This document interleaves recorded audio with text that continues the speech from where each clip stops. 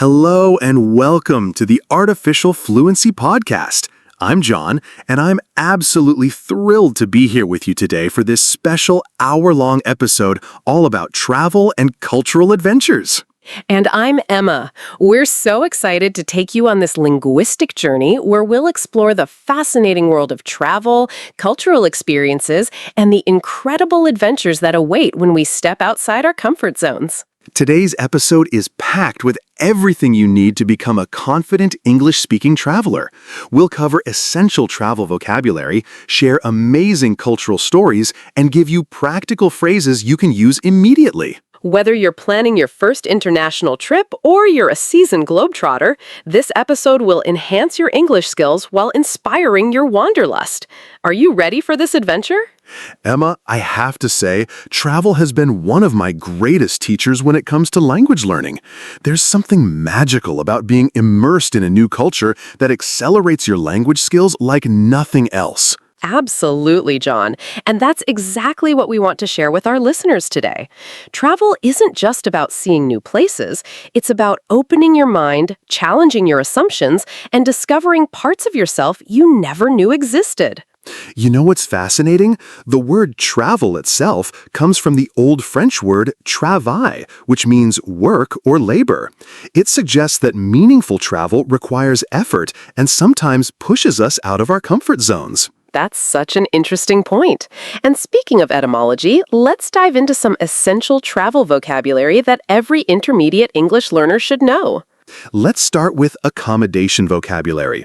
When you're planning a trip, you'll need to know these terms: hotel, hostel, bed and breakfast, vacation rental, resort, and boutique hotel. Great start, John. And don't forget some important accommodation features: en-suite bathroom, complimentary breakfast, concierge service, room service, and valet parking. Now, let's talk about transportation. You might travel by plane, train, bus, car, ferry, or even motorcycle. Each mode of transport offers different experiences and challenges. Absolutely. And here are some key transportation phrases: connecting flight, layover, boarding pass, departure gate, arrival terminal, baggage claim, and customs declaration. Emma, I remember my first international flight. I was so confused by all the airport terminology. I kept looking for the departure lounge when I should have been looking for my gate. Oh, we've all been there. That's why it's so important to familiarize yourself with these terms before you travel. It can save you a lot of stress and embarrassment. Let me share a travel story that taught me the importance of cultural awareness. I was in Japan for the first time, and I made the mistake of wearing shoes inside a traditional restaurant. The staff was too polite to say anything directly, but I could sense their discomfort. What did you do? Fortunately, I noticed other diners removing their shoes at the entrance. I quickly excused myself, took off my shoes, and apologized.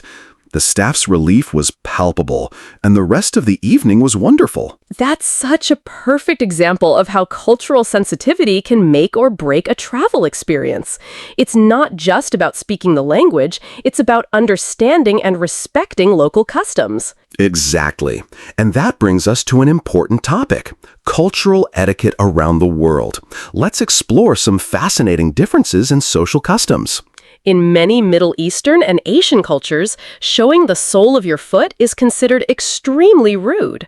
This is something Western travelers often don't realize until it's too late. That's right. And in many European countries, it's customary to greet people with kisses on both cheeks, even in business settings. This can be quite surprising for Americans who are used to handshakes. Here's another interesting one. In Germany and other Northern European countries, being precisely on time is crucial. Arriving even 5 minutes late can be seen as disrespectful. Whereas in many Latin American and Mediterranean cultures, arriving exactly on time might actually be considered rude. You're expected to be fashionably late. Isn't it amazing how diverse our world is? These cultural differences make travel so enriching, but they also highlight why language learning goes far beyond grammar and vocabulary. Absolutely. Language is deeply connected to culture, and understanding cultural context makes you a much more effective communicator. Now, let's talk about one of my favorite aspects of travel, food. Culinary adventures are often the highlight of any trip, and they provide fantastic opportunities to practice English with locals. Oh, I love this topic. Food is such a universal language. Even when you don't speak the local language fluently, sharing a meal can create instant connections with people. Let's go through some essential food and restaurant vocabulary. When dining out, you'll need to know terms like appetizer, main course, dessert, specialty, recommendation, allergy, vegetarian, and vegan. And don't forget these useful restaurant phrases. Could we see the menu, please? What do you recommend? I have a food allergy to. Could we have the bill, please? And is service included? I'll never forget my first time trying street food in Thailand. I was nervous about ordering because I didn't speak Thai, but the vendor was so patient and kind. We used gestures, basic English, and lots of smiles to communicate. What did you end up ordering? Pad Thai with extra spice. It was absolutely incredible, and that interaction gave me so much confidence to continue exploring local cuisines throughout my trip. That's the beauty of food travel. It forces you to step outside your comfort zone and connect with people in authentic ways. Food is culture on a plate. Let's shift our focus to practical travel situations where English skills are essential. Airport scenarios are probably the most crucial, so let's practice some common airport conversations. Great idea. Let me demonstrate a check-in conversation. I'll be the traveler, and you be the airline agent. Good morning. I'd like to check in for flight BA205 to London, please. Good morning. May I see your passport and booking confirmation, please? Here they are. Here they are. I also have a request. Could I get an aisle seat if possible? Let me check what's available. Yes, I can move you to 14C, an aisle seat. Would you like to check any bags today? Yes, just this one suitcase. And thank you so much for the aisle seat. Perfect. Here's your boarding pass. Your flight departs from gate 23 at 2:15 p.m. Boarding begins at 1:45. Have a wonderful flight. See how polite and clear that interaction was? These kinds of conversations happen thousands of times every day in airports around the world. Exactly. Notice how we used polite language like may I, could I, and would you like. This level of politeness is expected in formal travel situations. Shh. Now, let's talk about hotel interactions. These conversations are crucial for a comfortable stay, and they're often more relaxed than airport exchanges. Let me show you a typical hotel check-in scenario. John, you can be the guest, and I'll be the receptionist. Hello, I have a reservation under the name Johnson. Welcome to the Grand Plaza Hotel, Mr. Johnson. Let me pull up your reservation. Yes, here it is. You're staying with us for 3 nights in a deluxe room with city view. That's correct. Could you tell me what time breakfast is served? Breakfast is served in our restaurant from 6:30 to 10:30. We also have room service available 24 hours a day. Is there anything else I can help you with? Actually, yes. Could you recommend a good local restaurant for dinner tonight? Absolutely. There's a wonderful Italian restaurant called Bella Vista just 2 blocks away. I can make a reservation for you if you'd like. That would be fantastic. Thank you so much for your help. That's the beauty of hotel staff. They're usually very helpful and accommodating. Don't hesitate to ask for recommendations and assistance. It's part of their job, and most enjoy helping travelers discovering their city. One of the most rewarding aspects of travel is meeting locals and fellow travelers. I completely agree. I remember being lost in Prague trying to find a specific museum. I approached a local man for directions, and not only did he help me, but he ended up walking me there and sharing fascinating stories about the city's history. Those are the moments that make travel truly special. It's not just about seeing famous landmarks. It's about human connections and cultural exchange. For our listeners, here are some useful phrases for approaching strangers politely. Excuse me, could you help me? I'm sorry to bother you, but do you happen to know? And I'm a bit lost. Could you point me in the right direction? And remember, body language is crucial. Smile, make eye contact, and be respectful of people's time. Most people are happy to help a polite traveler, but everyone appreciates courtesy. Let's talk about something that often catches travelers off guard: different concepts of personal space and privacy around the world. That's such an important topic. In Northern European countries and North America, people typically maintain quite a bit of personal space during conversations. But in many Latin American and Middle Eastern cultures, standing closer is normal and actually shows interest and respect. I learned this the hard way in Brazil. I kept backing away during conversations, and people must have thought I was incredibly rude or uninterested. It's such a natural reaction, isn't it? We unconsciously maintain the personal space norms from our own culture, not realizing we might be sending the wrong message. The key is observation and adaptation.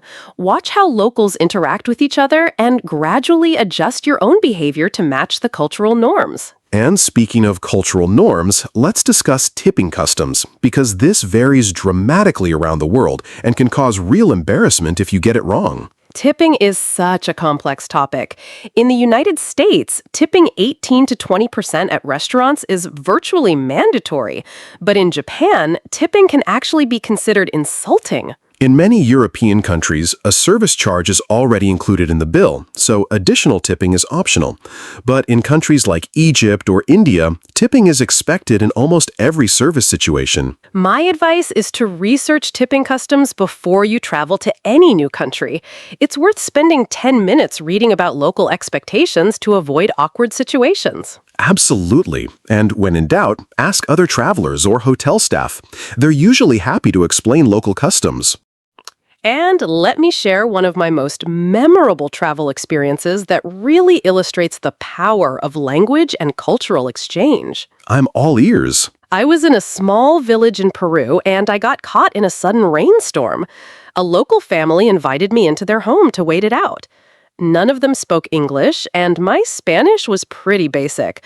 But we spent the entire afternoon communicating through gestures, drawings, and the few words we shared. That's absolutely beautiful, Emma. It shows that genuine human connection transcends language barriers, doesn't it? Exactly.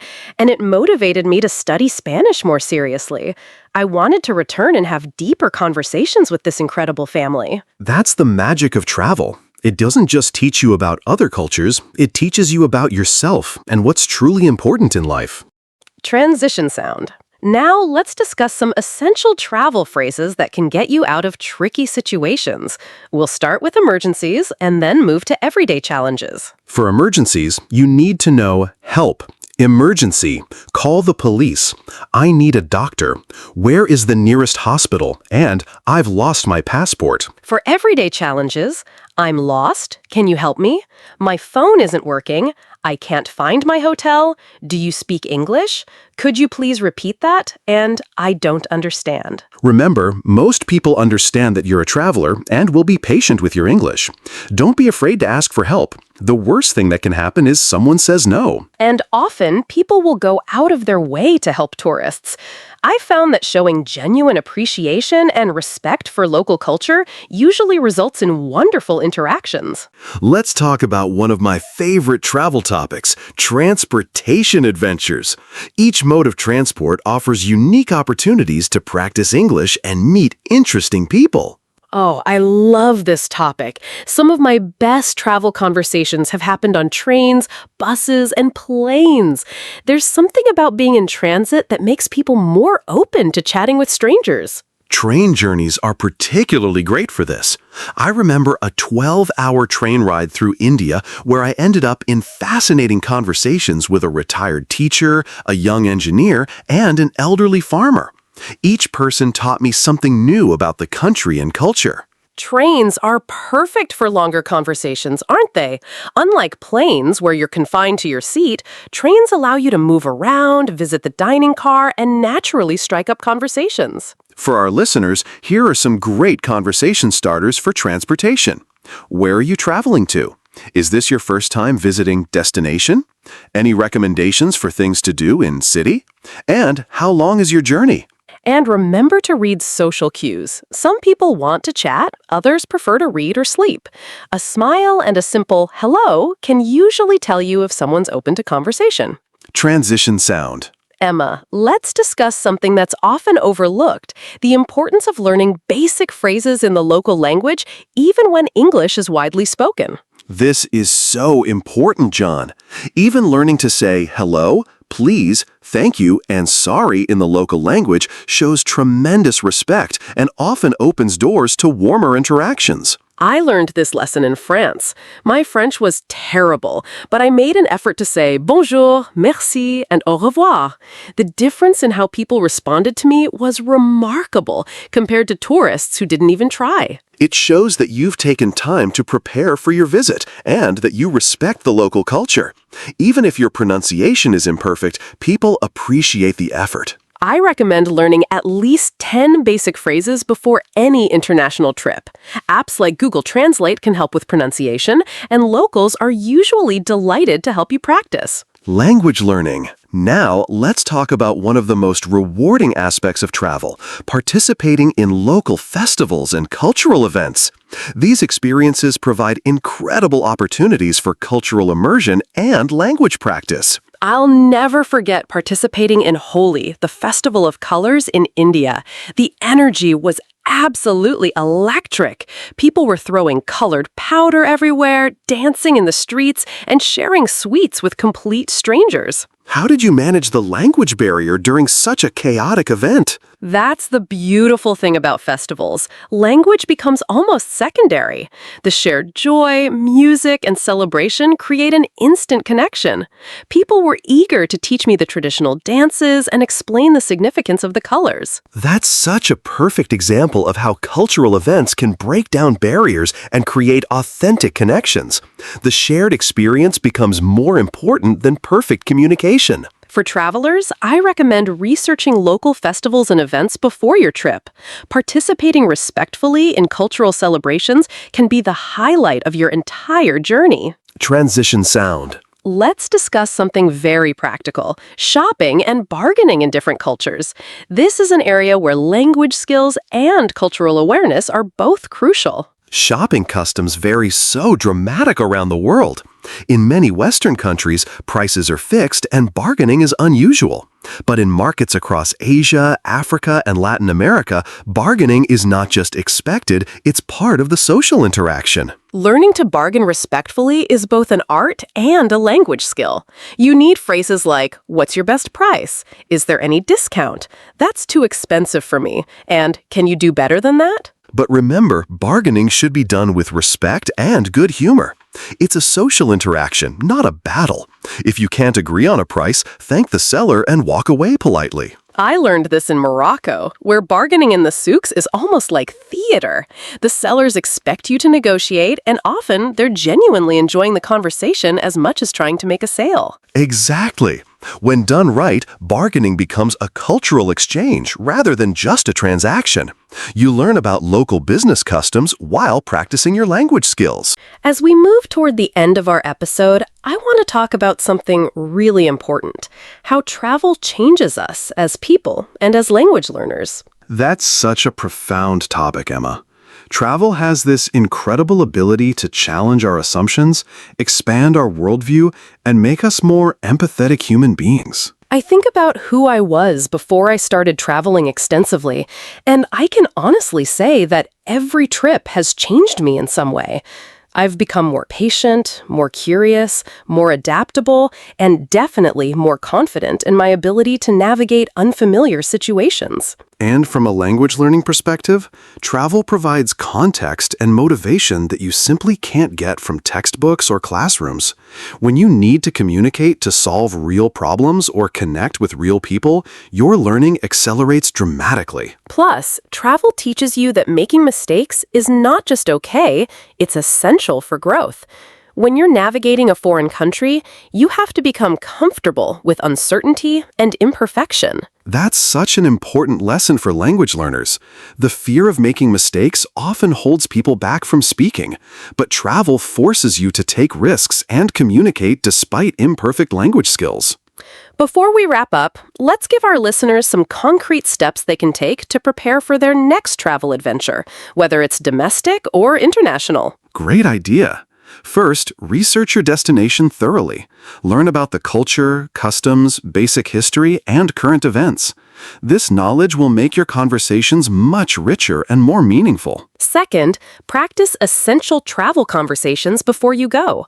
Role-play checking into hotels, ordering food, asking for directions, and handling emergencies.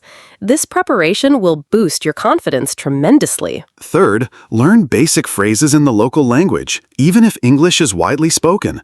This shows respect and often leads to warmer interactions with locals. Fourth, download helpful apps like Google Translate, offline maps, and currency converters. Technology can be a great backup when language skills aren't enough. And finally, maintain an open, curious mindset. Embrace the unexpected, be willing to step outside your comfort zone, and remember that the best travel experiences often come from unplanned moments. You know, John, as we conclude this episode, I'm reminded of why we're so passionate about combining language learning with travel and cultural exploration. It's because language is so much more than grammar rules and vocabulary lists, isn't it? Language is the key that unlocks entire worlds of human experience, understanding, and connection. Exactly. When you improve your English, you're not just learning to communicate, you're preparing yourself to engage with the world in ways that can be truly transformative. Every conversation with a stranger, every cultural exchange, every moment of confusion that leads to understanding, these are the experiences that make us more complete human beings. So to our listeners, we want to leave you with this thought. Don't wait until your English is perfect to start exploring the world. Start where you are, with what you have, and let your curiosity and courage guide you forward. Thank you so much for joining us for this special extended episode of the Artificial Fluency Podcast. We've covered so much ground today, from practical travel phrases to deep cultural insights. We hope you feel inspired and equipped to embark on your own travel and cultural adventures. Remember, every journey begins with a single step, and every conversation begins with a simple hello. Share your travel stories with us using the hashtag #ArtificialFluencyTravel. We love hearing about your adventures and language learning breakthroughs. Next week, we'll be back with a regular 30-minute episode focusing on English idioms and expressions. Until then, keep practicing, keep exploring, and keep growing. This is John and Emma from Artificial Fluency, wishing you safe travels and successful language adventures, wherever your journey takes you. Thanks for listening.